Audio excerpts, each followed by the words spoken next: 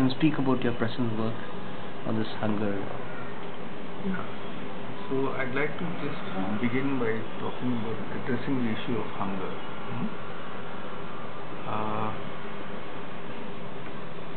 If we look at the data from the National Nutrition Monitoring Bureau, which is what I came here to Hyderabad especially to discuss with my friends in NIN about the National Nutrition Monitoring Bureau data. We find that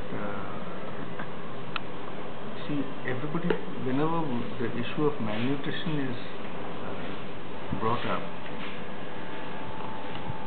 automatically people talk about childhood malnutrition. Childhood malnutrition is a very important and a very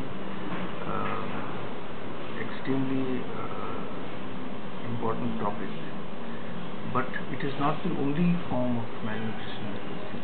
We also see adult malnutrition, and we see chronic energy deficiency, which is shown by low levels of the body mass index, an index called the body mass index, which can be derived from the height and the weight. By measuring the height and the weight, we can work out an index called the body mass index. And if the body mass index is below 18.5, then the person who has a body mass index below 18.5 is regarded as being malnourished, in the sense that they are suffering from chronic energy deficiency.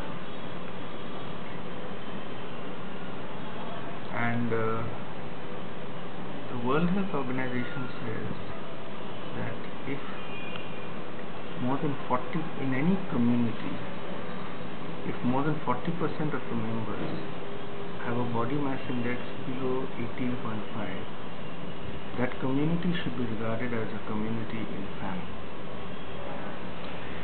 Now, what we find in the data from the National Nutrition Monitoring Bureau is that overall, if we take the All India figures, then we have a situation in which around 35% of the adults in our country have a body mass index below 18.5.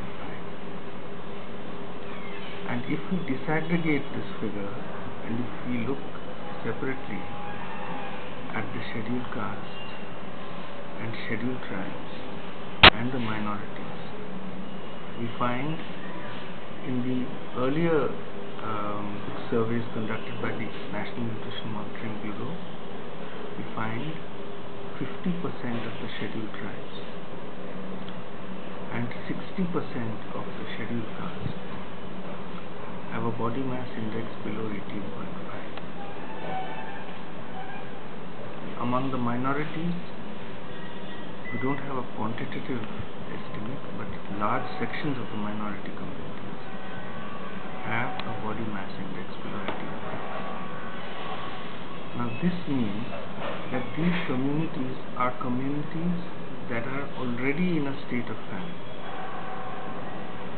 We are walking through time with famine by our side, and this is a situation which cannot be tolerated.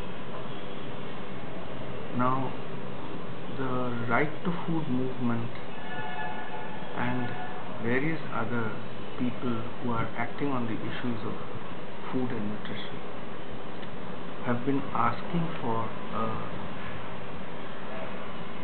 universalization of the public distribution system, which is an absolutely, given the fact that such large sections of the population are already in a state of chronic energy deficiency, and given the fact that we have so much grain that we have nowhere to store it, and in fact it is rotting in the godowns,